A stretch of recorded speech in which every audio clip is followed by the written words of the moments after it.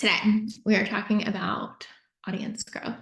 I think I said this in the email, but hey, Rebecca. Oh, actually, before I forget, let me tell you, giveaway for today is any of our products. So any product you want, whether it's like our mini course, our Million Her bundle, whatever, for showing up and commenting, you're entered to win. So you get to pick any of those.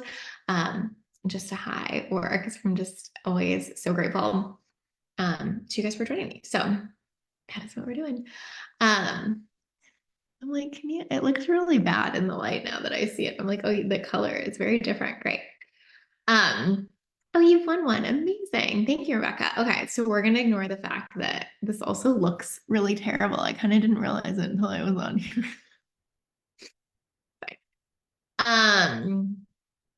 Now that I've talked about my teeth for approximately 4 minutes of our live stream, let's get into it. So I said this in the email, but I feel like this is one of those things where it's easy to be like, let's talk about this thing. But the truth is, like, this is a thing I've been like really in my own world, I would say. Like, I feel like I've just really been like, I want to like make this a thing that I'm playing with right now. And so I feel like I have like a lot of like, not just knowledge from like what clients are doing and that kind of thing, but just like having really been like in it in my business in this. So I want to talk to you about it from that perspective. Deborah said, I'll never forget one time I did do dental surgery and they numbed my gums, and overnight I went to sleep, woke up, and my top lip was like triple in size. I couldn't close my lips for hours. It was cringeworthy. I can't tell anything. Looks fine. Okay, good. Hey, Lucy.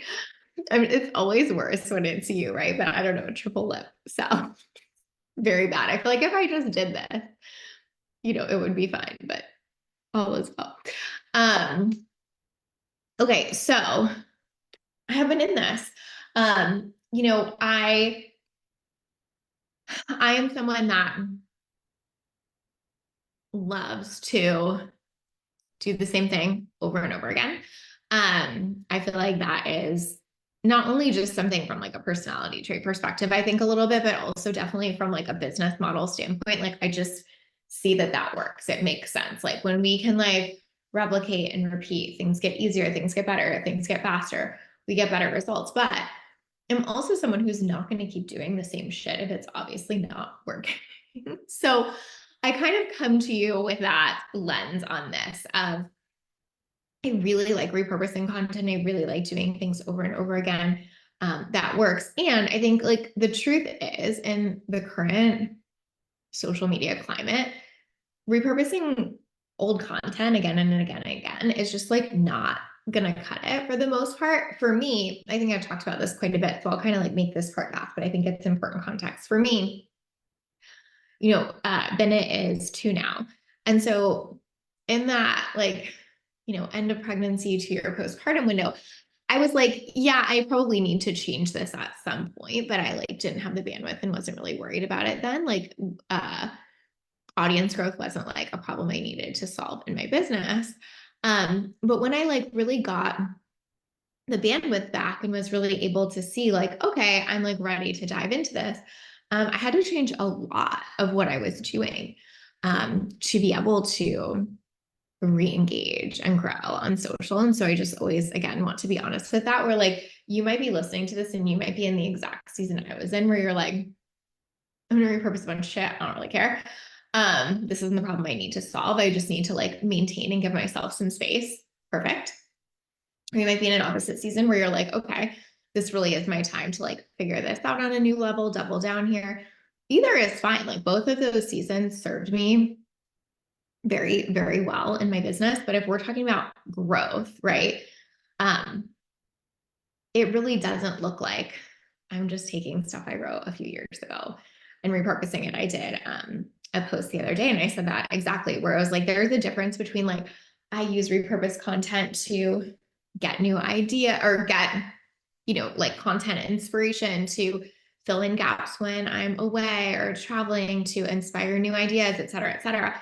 And I'm expecting content from 2 years ago to be the thing that builds my business and audience right now. So I think we have to think about those things in a different way, where old content can be a really great tool and resource. And if it's the sole thing that you're leaning on for growth, I think you're going to find yourself just not growing at a pace that you probably could or probably want to at that rate. So I think it's important to say that. I have so many pregnant clients right now, like so many. And, you know, for many of them, we're using repurposed content when they're going on maternity leave. Like it's serving a very specific purpose. And it's serving a purpose of like, hey, this needs to be like a placeholder while I'm away. But we're also not having this huge expectation that it's going to create massive audience growth. So again, context is everything. It's not like never use repurposed content or everything has to be like new and fresh and made in the moment and all of that kind of shit. But at the same time, like if you're like, my number one problem to solve in my business right now is leads and audience growth, then you want to really put your time, energy, and attention into solving that problem. So wanted to lead with all of that context because I think it's important to hear both sides. I feel like sometimes we hear these conversations and we really miss out on the idea that like it doesn't mean always, right? It means if it solves this problem in your business. It means if you have the bandwidth and the capacity for it. Hey Lauren, good to see you. I'm glad you're excited. Hey Elisa, perfect timing. I'm currently in audience growth phase and focusing on that. So here for all your best tips. Amazing. Okay, so let's get into best tips. So I think that the number one thing that I feel like has changed dramatically, that I feel like a lot of our space is still kind of catching up with, and that I had to really, really catch up with, right, is that I don't think that guru mentality is really growing most people's social media or following anymore. And so what I mean by that is, I think there was this time like 2020 to 2022-ish where like posting that like very kind of like I am the knower of all things type content of like 4 steps you need to do to get X in this way was really like what was making huge jumps for people in terms of the growth phase. And I think for so many of us, we got quite burnt out on that. Like we don't want the guru anymore. I think we want more of the personal story. We want to understand what's going on with the person behind it. We want to make a connection. We don't want to feel talked at all the time. We want to feel talked to or with. And I think that that is just like a major shift. I feel like for so many coaches, they're sort of used to this idea of like portray the perfect front. Or like don't let anyone think anything other than like you're perfect, your life is perfect. And I think a lot of people are over that. Like, I just don't think, I'm sure there is like a segment of people that are still very into that. But I think if you look across the board at social media, not just a little niche of the coaching industry, right? That is what we want. Like the realness, the actual human, the relationship, the details behind it versus the like, do this perfect thing. And so I feel like it's really important to see that and to be able to, uh, acknowledge that in our content in the sense that where growth is happening is that people are feeling connected to you and they feel like they want to know you or get to know you better. And I think that's really hard because I feel like I did a live stream on this recently and it's kind of similar to this, but I was talking about how, one of the biggest things is for so long, I think we were always taught in our marketing, make it about them, make it about them, make it about them in terms of the audience. And right now, so much of what's working is make it about you, but in like a very, very authentic, tell your truth kind of way. And I think that that really is a decently big shift from what was working and what was growing accounts not all that long ago. I have a client who grew really, really massively on Instagram, from probably like 2020 on, with a lot of this like expert-based content and concepts. And she's really had to pretty significantly change her strategy on that because it just wasn't what was working or converting anymore because it was so much this like, I'm not feeling connected to you kind of thing. And as soon as she changed that and really kind of pivoted to being like, okay, let me switch this up, let me focus on connection a bit more. Um, her account absolutely blew up again. And so I think that that's really, and she's not in the business coaching niche at all, by the way. So I think that's something to see. And even when I look in the business niche, let's say, or the coaching niche, like, I think the same thing is true for sure. Like, I think we're so much less engaged in content that's like, whatever, I'll just make something up. You know, I'm going to tell you how to get this perfect like life I have, and so much more engaged in content that keeps it real. Diva said like good old fashioned customer service that has access to the owner as well. Yeah, for sure. Can you give example of make it about you? Yeah, for sure. Elisa, so like, I think I actually gave this one recently in another live stream because we were talking about something kind of similar, but we'll get into more details. But, so like what maybe worked before was this idea of like, whatever, 5 steps to make 100K months or some shit like that, right? So instead of that, you might say something like the 5 things I shifted in my business to make 100K months. So it's like, feels like you're bringing us along on the journey versus like being this expert in their ivory tower kind of thing. I think that really makes a difference for people. Like they want to know, not that they have to do it how you did it by any means, but I think they want to know like the story behind it and feel connected to that instead of feeling like someone's talking at them. So I think that that's like a big thing is like, are you talking at your audience or are you talking with your audience? That's certainly a way I've been trying to think about it lately. And then, so we'll get into some specifics around this. I have like very clear thoughts around like, here are things that are working that I'm noticing. But that's just one example. Hey, Hedrika, seeing this too. Yeah. So if we're talking with them, let's assume like we're talking to a friend, right? So one of the biggest things that's working right now by far for audience growth, and I mean, like, listen, when I say right now, I mean, this always kind of works to a certain extent, but I think is seeing like a huge, huge, huge focus and resurgence right now is something that's a lot more like emotionally evocative or like brings out a specific emotion for people. So again, less of that guru content that's just like 5 steps to X kind of thing. Like that's almost like emotionally neutral. I mean, maybe you feel triggered if you're not doing those steps or something, but it's like this, right?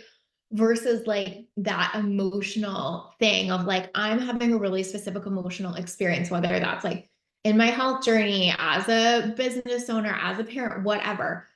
When you can put that into content right now, that's the kind of thing that's going to be way more likely to go viral and to grow your account. So I think that's important to say. It's not like I'm saying everything should be aimed at like eliciting all this emotion, but at the end of the day, like that is how we connect as humans, right? So if we think about like I'm having a conversation with a friend, like when I typically feel most connected with my friends is when we're connecting on emotions and shared experiences and things we're feeling, right? And so the same really is true on social. I'll just give you guys an example of one I did because I feel like it's helpful to hear examples, but I did one of like, that feeling when you're a business owner and you think like nothing would be easier than just shutting down and working for someone else while also knowing you absolutely never ever want to work for someone else and you're basically unemployable. I said some version of that. And it's like, most entrepreneurs know that exact emotional experience and it elicits like a feeling in them, right? And so they're like, oh my God, yes, I know exactly that feeling. Or like, yes, I had exactly that feeling yesterday. Like it really brings about a certain thing. And then what comes from that is then maybe I want to share that with someone who I just was talking about that experience with.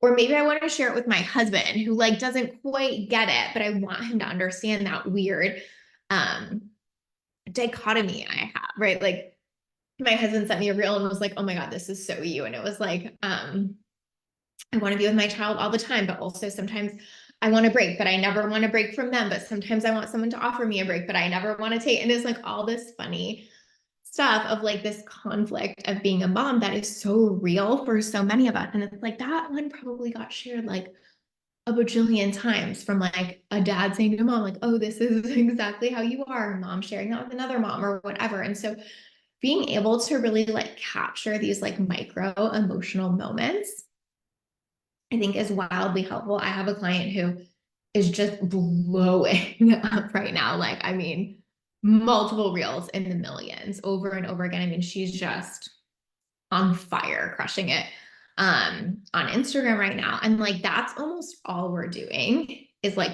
we're taking a really specific thing she knows her audience struggles with. We're sharing it through the lens of like personal experiences she's had around it. And we're creating those like micro emotional kind of connection points. And they're just absolutely sending every time. Excuse me. And so I wanted to share that because I feel like, again, I've been testing this a ton. And by far, the reels I have that perform the best are always that. I mean, literally always. There's always like that emotional connection or emotional moment in it. Um, and actually, what's really funny about it too is that, like, good or bad is the truth of that too. So, um, the the reel that I've had go like most viral is where I shared about paying off our nanny student loans. And it's like that elicited strong emotion in people, good or bad. Some people were like, this is so amazing. And some people were like, everything about this is fucked. I hate you. But either way, like that's why it went far, is because it created a response, right? So again, it's not like we're trying to do this to like, manipulate an emotional response in people, but also, again, I think this is just like how we connect as humans. And I think it's helpful and okay to just name that, that we connect through seeing these shared emotional experiences. And what's working best on social right now is naming them, bringing them to the surface. So I think that's one thing. Another thing is, excuse me, really thinking about what makes this something. Okay, but with those types of reels, I always feel like you get a ton of views, but do these posts generate follows too? I think that like they genuinely can if it's something really specific related to your niche. Like the nanny one for me was like whatever, like that's definitely not gonna be the one that like gets me clients, but it really wasn't that related to a lit up life. It was kind of something I was just like sharing because I was proud of. So that one, not so much. The one about that dichotomy of the business owner thing, I think for sure. I mean, that definitely got me a lot of like really, really great follows, and also started a lot of really great conversations in my DMs with people who like want to work with me because I get that. So I think there's like both and there. I think if you're just creating it for the sake of like, oh, I think this will go viral. Like, for example, Sarah and I do funny ones together sometimes. Those are just fun for us. Like, those I'm not trying to like get a client from necessarily, but those will usually go viral. So it's kind of both. Like I wouldn't necessarily be doing it just for the sake of doing it all the time. I mean, because you can get like a lot of virality and no clients. But if you're doing it in a specific way that really relates to your person and niche, like absolutely, those will not only generate follows, but I think they'll definitely generate clients too, because they feel like you get it in a really, really, really specific way. So I would say both and like there's certainly a way you can take that where like you're just getting views for the sake of views, but there's definitely a way you can take that where like it gets you views of the right people.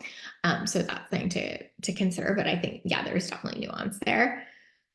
The other like thing that matters, I would say, is what makes people want to share it. Who the fuck knows? But like, I think as far as I can tell from like data experiments, people I've talked to, things I've seen, like shares is the biggest indicator of how your reach is probably going to go. And so obviously, again, it's not like we're just looking for shares for the sake of it. But I think if you can create content through the lens of what would make someone want to share this, you are far, far, far more likely to get shares, follows, and then, the pass on down of that is clients from that.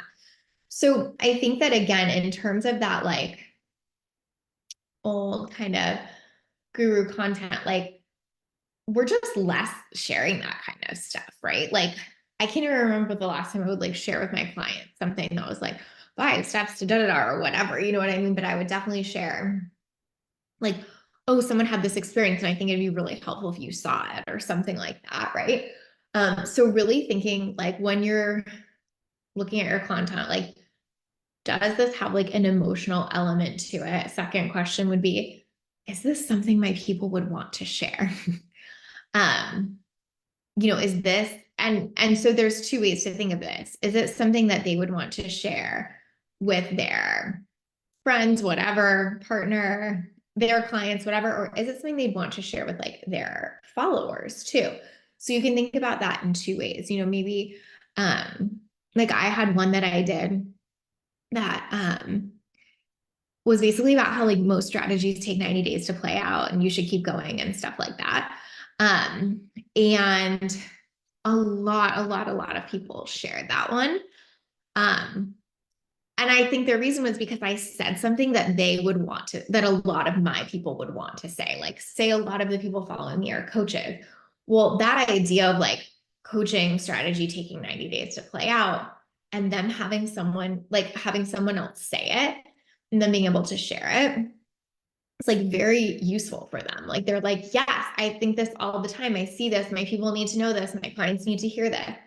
So that's like an easy share. And or like I was saying to you guys, like the one of that, like, oh, I did another one that was like calling you to remind you that even like a bad day as an entrepreneur is better than a good day working for someone else. And that one also got a ton of shares. Because a lot of people would want to remind their people and their audiences of things like that. So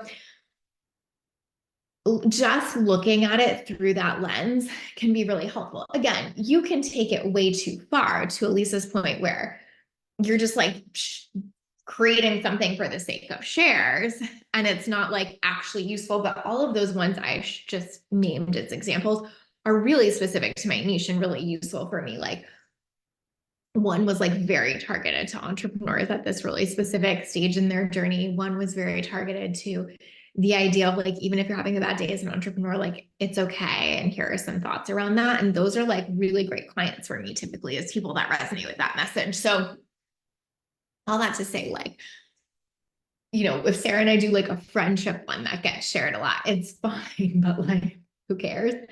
But the other ones can be really meaningful. So that's another one is we have to think about like, would someone want to share this? What would make them want to share this? I think sometimes when we lean a little bit too hard to like, almost like sharing it like we're talking at them, nobody wants to share the talking at them thing. Like, if you're like, the reason you haven't gotten results yet is X or whatever, like very few people are probably going to share that. Maybe someone would share that with their coach, but like, I don't know, you know what I mean? I'm not saying nothing, something like that could never perform well, but you get what I'm saying. That's like totally different to some of the other examples that we used. So that's something to think about. And then subsequently, what would make them want to comment is also another thing I would really think about. Similar here.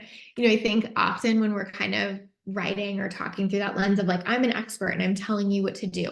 So few people are like wanting to comment and being like, and be like, I'm fucking this up so much. Thanks for the help or something like that. Right.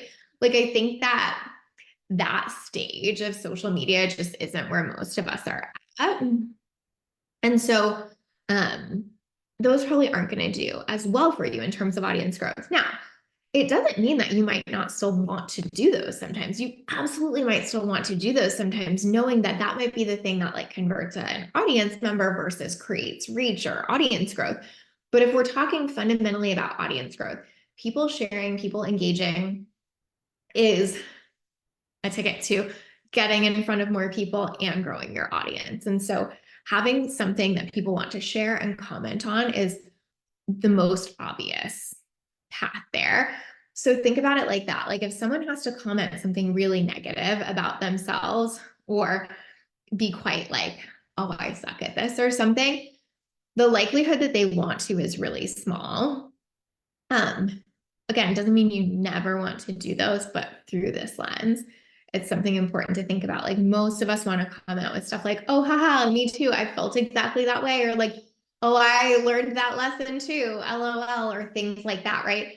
Like I think that, or we want to put our 2 cents in, we want to share our perspective. So I would think about like, what's the stuff that, makes you want to comment, or what stuff do you see like your kind of niche commenting on with other accounts, and think about how you can frame things. So it's not like we're changing the fact that we're giving value. We're not changing the fact that we're going to talk about things relevant to our niche. We're just changing the frame. So the frame is like, oh, what adds a personal spin to this? What creates some emotion here? What would people want to share? What would people want to comment on? We can look through those lenses, like the actual topic that we're speaking about never has to really change. It's just like, what is the frame that I'm putting that through? So that's another big one that I would say. And then really short and digestible. I think we have to remember that people have literally no attention span anymore. And so sometimes like when we have to jump through hoops to understand the content, we just don't bother. Like one of my clients was kind of doing this, and we were talking about this, and I was kind of giving her this feedback, as I was like, I would definitely have to have my volume on to understand the point you're making. Not only would I have to have my volume on, but I would have to read the entirety of your reel plus the caption to understand how all of these things like coexist together, versus being able to like quick read that kind, like maybe I can't hear the music or whatever, or maybe I just see the little captioning and I'm like, oh, I get that. But if I have to do multiple steps, like take the time to turn my volume on and then read the reel and then read the whole caption, the likelihood that that is going to be a reel that really, really takes off and grows things for you is just lower. I'm not saying those never could, but again, if we're talking about like, what is an easier path to like audience growth right now, like that's totally one of them. Like make it short, make it digestible, make it consumable, make it something I don't have to like work really hard at to get like the point of one time maybe on another live, you talked about how you resisted more personal, funny, trendy reels because you felt it didn't support the depth of your work. I'm in this camp. How did you overcome that hurdle? Great question, Lauren. I can definitely talk about that. But yes, okay, so note. Really, really easy to digest and consumable. And I think that's probably why Lauren's asking this question right now, is because that can feel annoying. Almost we can be like, oh my God, that means I have to like dumb it down so much, or that means like there's no depth in it and all of this kind of stuff. And I think that that can be really hard for a lot of us. It certainly was for me. I think there's like a few things to say there, Lauren, that I'll speak to. Like the first one is just, I always forever in my business have taken everything through the frame of relationship building.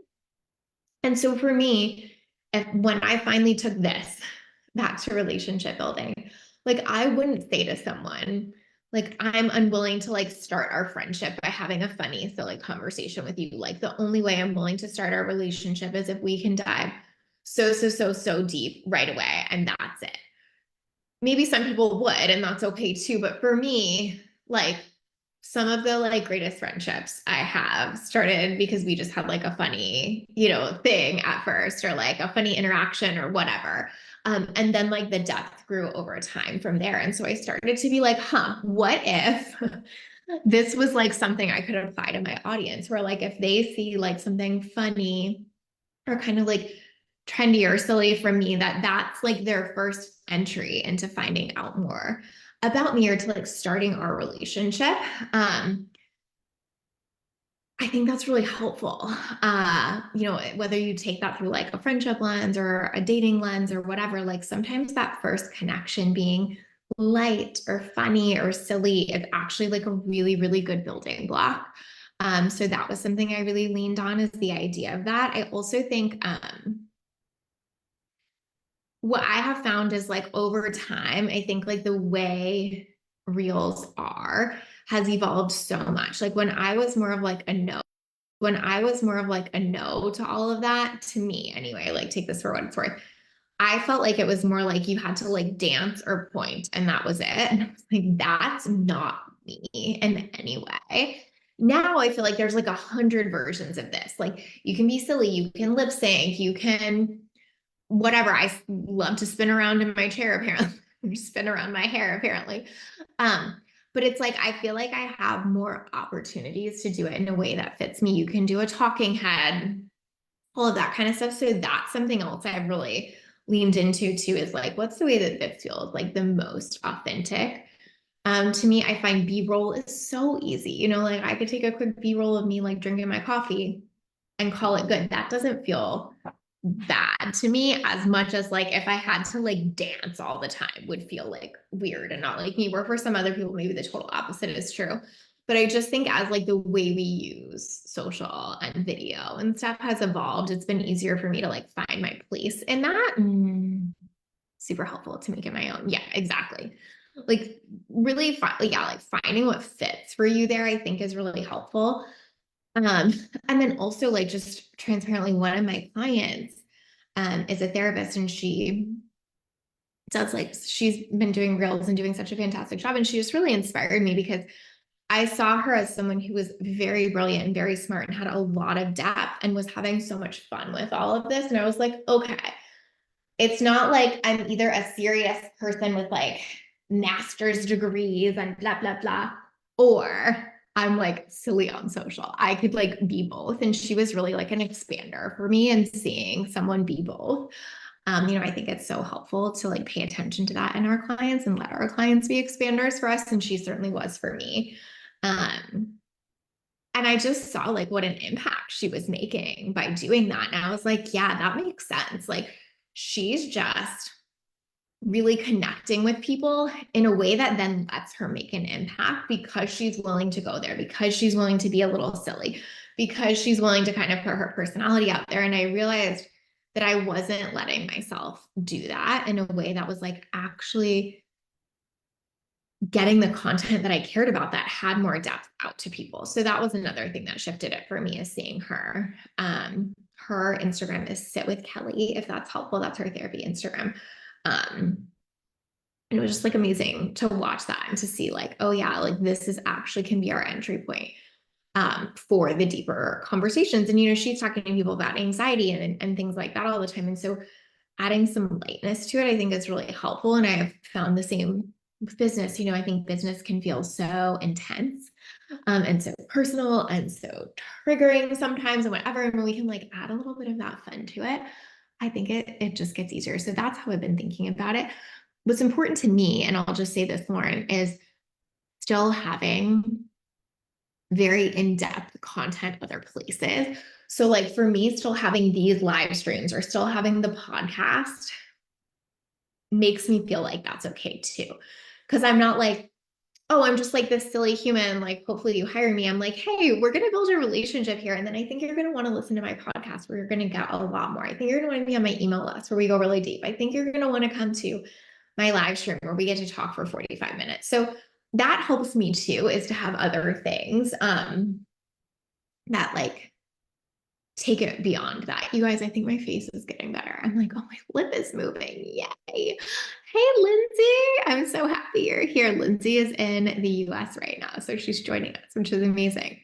Okay. So yeah, I think that was another thing. Like just remembering that I don't have to be deep everywhere. And again, just to the relationship point, like I don't want a best friend that we're like only ever so deep with. Like sometimes I want that. And sometimes I want to be really silly together. And sometimes I want to have like quick conversations where we just like voice note each other really quick. And so for me, it felt like, okay, this can be part of a bigger picture. I don't need to expect Instagram to like show my depth because it's never going to. Like it's literally not built for that anymore. It's not really like conducive to that. I mean, yes, I can do more in-depth carousels, but the truth is like those aren't going to get as much reach as my reels, et cetera, et cetera. So like it just kind of was easier for me to be like, okay, as part of like a holistic picture, I don't need depth everywhere. I hope that helps. Okay, so what did I already say here? The emotion thing, the shareability, the engagement, the like easy to understand without having to take multiple steps. I really think that's most of it. Like, again, this isn't like across the board 100%. Like, could you have something go viral that you do have to take a million steps for, or whatever? Of course. Could you have a reel that's much longer instead of shorter and quick to consume go viral? Of course. But if we're talking to like trends and what we see over and over again and what makes sense, it's stuff like this. It's the personalization, making it more personal. It's the emotional piece. It's the shareability. It's the things that people want to comment on. It's making it really, really, really easy to consume and digest. And like, that's kind of it. Not that you can't get very nuanced within all of that, but the thing I will say is I think that we have to take a really different approach to social media. Oh, good. I'm glad that was so helpful. Good. Thanks, Deborah. I think we have to take a really different approach to social media too, in a way that we never have. Like, what I think people get really frustrated at with social media right now is they're looking for the guarantee. And you kind of just have to be willing to experiment, learn from it, and try to apply it. Like, this is just an example, but I posted a reel this morning. I was like, oh, that one will probably do pretty well. Let's see if it had. I don't even know. I haven't looked. My assumption so far was like, oh, that one will probably do pretty well. Has it? It has one comment. I mean, it has like decent reach. Let's see if it got me a couple follows. It has decent reach, but it has like one comment. So, and no shares. So what I'm going to do is I'm going to go back to that one later, right? And I'm going to go, what did I miss here? What would have made this more shareable? What was I trying to get at? What was my point with it? And what did I miss? And honestly, some of the best things for me are when something doesn't perform quite like I thought it would, to be able to go back and retrospectively be like, what happened there is so, so useful. Another example for me, I'm trying to find it really quick. There was one where I wish I could find it, where I was like, this isn't going to actually do very well, but I liked the point of it. And so I was like, oh, I'll post it anyway. It's kind of like for my close group of people. It's not for everyone else. And it like went bananas. I wish I could remember which one it was. All right, it doesn't matter. I'll find it later. But like, sometimes you just don't know. And so that one I was like, oh, this is just for my people. And then I did one about like for high achieving women or something like that. And I really was like writing it to a client, even a client, and I had just had this conversation about it. I was so amped on that conversation. I really felt like it was important. And I was just like, I'm literally making this real for her. And it popped. And then I went back and I was like, oh, I can see why this one performed so well, but it was like mostly an accident. And then I've had other ones where I felt like I really like, was like, this should do well, and it didn't. But like, if you can really study it and learn from those, and I know that can feel annoying, but if you can be like, what emotional component did I miss here? Why didn't people want to engage on this? What did I miss? Why wasn't this shareable? Like, it really does get easier. So like, to look at my one from today, if I was going to analyze it right now, let's just do it. Let's do it together. Okay, why is it getting good reach? Well, it's probably getting good reach in terms of getting a decent amount of plays because it was short and it had a lot of text. So let's see. Yeah, my replays are almost as high as my initial plays. So like, that's why it's getting good reach. Okay, great. What did I miss on the like emotional component? I probably could have ended it with a more emotional message looking back. So the way I ended it was, if this is also you, this is a reminder that you don't have to be perfect to be successful. Mildly emotionally inducing, but I probably could have said something a lot more specific and like even like used an emotional word or element there that probably would have made this land a lot more fully. I think I did a really good job of like sharing personally, but also like a couple of these things, I'm like, oh yeah, that's probably not the most shareable. Like, one of the things I said was, I check my data regularly, but sometimes I do whatever the fuck I want anyway. Well, if I know a lot of our space isn't looking at data a lot, like that might make this less shareable, as an example. what did I say for people to comment? I said, if you have some of your own examples of these, I'd love to hear them. Okay, so maybe that's a lesson for me. Maybe that's not like the best type of engagement question I could ask, because it's not like I only have one comment and it's just like a heart. Not just a heart. I'm so grateful for the comment, but you know what I mean? Like someone didn't actually answer that prompt. So that's a good lesson for me too. Okay, how could I frame that prompt differently? And this, I could go on and on about this, but the point is, this isn't to get so drilled in where you're like obsessing over every piece of content, but it is to go, there's always something to get better at and learn from. And social media is kind of a crapshoot in the sense that like sometimes you just don't know the ones you think are going to crush. Don't opposite, whatever. Sometimes I get, I think it's going to crush and it does. But every time, if you can go, oh, well, there's a reason. It's not because the algorithm hates me. It's not whatever. There's a reason. Let me go learn from it. You get better and better over time. And that's all I've done. Like, I would say I go viral a decent amount now if we're taking virality from the lens of like reaching way more people than I have as followers. I would say I go viral like a pretty decent, like on the regular. Um, Now, and it's just because I pay attention to this stuff and I get better and better. That client I was telling you that's like in the millions and popping right now, like we just studied it so hard. We were like, when you use this word, it works. When you do this exact thing, it works. Let's do more. Let's do more. Let's keep testing it. Oh, okay, we learned this. Now let's test this. Like, so it's like you kind of have to think about it like a fun game and not get so attached to any of them. Like, be willing to let something bomb, be willing to see how it goes, be willing to learn from it. And that's how you get better.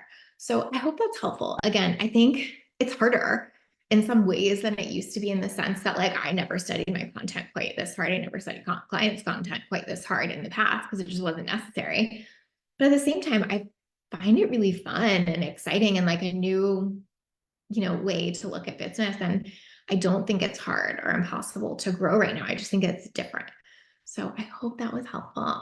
Elisa said, thank you. Always get so much clarity out of your life. So good. I'm so glad that helps. If you guys watch the replay and have questions, obviously, let me know. But that was just like a little rundown of what I've been seeing lately. I hope it helps. I hope it's supportive. Thanks for being with me and my numb face. I appreciate you guys. I hope that you have a beautiful week, and I'll talk to y'all soon.